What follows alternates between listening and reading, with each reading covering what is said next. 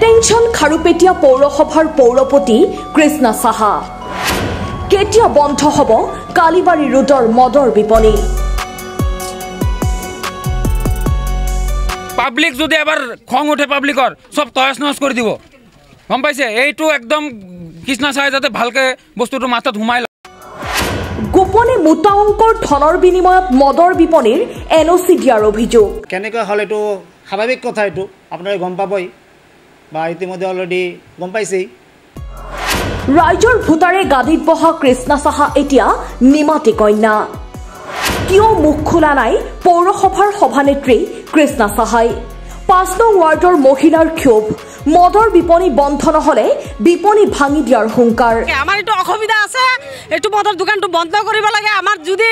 জেন্টি নহয় আমি লেডিজ ওলাই কেনে হলো আমি এইবেলা মদৰ দোকান ভাঙি দিম জোৱানিখা খাৰুপেটীয়াৰ ৫ নং ৱাৰ্ডৰ ৱাৰ্ড কমিছনাৰ অপূৰ্ব সাহাৰ বাসগৃহ ঘেৰাও ৰাইজে জবাবদিহি কৰিলে ৱাৰ্ড কমিছনাৰ অপূৰ্ব সাহাক আপুনি কিহৰ স্বাৰ্থত স্বাক্ষৰ প্ৰদান কৰিলে মদৰ বিপণীৰ নো অবজেকশ্যন চাৰ্টিফিকেটত অপূৰ্ব সাহাৰ মন্তব্য মই ৰাইজৰ পক্ষত ৰাইজৰ মতেই মোৰ মত লগতে কয় যে এই সন্দৰ্ভত পৌৰসভাৰ সভানেত্ৰী কৃষ্ণা সাহাই ৰাইজক দিব উত্তৰ মই ৰাইজৰ পক্ষত আছো ৰাইজে মোক দিছে ভোট ৰাইজৰ পক্ষত থাকিবই লাগিব ৰাইজৰ মাত মোৰ মাত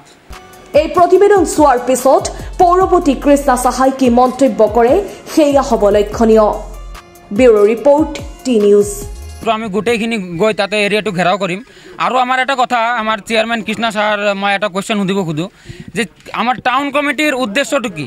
টাউন কমিটিৰ উদ্দেশ্য হ'ল খাৰুপেটীয়া বা টাউনৰ ডেভেলপমেণ্ট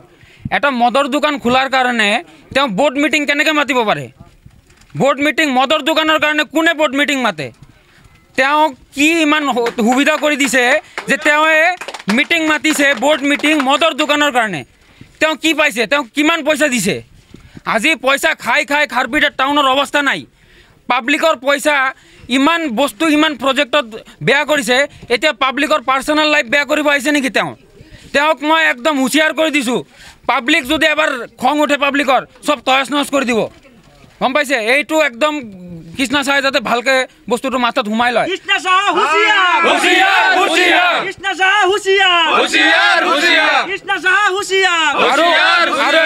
আৰু এটা কথা যোনটো আমাৰ আগৰ চিলড্ৰেন পাৰ্ক হ'ব লৈছিল লোকনাথ মন্দিৰৰ ওচৰত তাতে ৩টা অবৈধ মদৰ তাতে আছে ঠেকা আছে সেইটো যাতে ইমিডিয়েট এইটো গুচায় সিহঁতে যদি ইমান কষ্ট কৰি ইমান মিটিং কৰি যদি এটা মদৰ দোকান দিব পাৰে তেনেহ'লে এইটো অবৈধ মদৰ দোকান সিহঁতে সেইটোৰ কাৰণে মিটিং কৰি এইটো ইমিডিয়েটলি এইটো হটাওক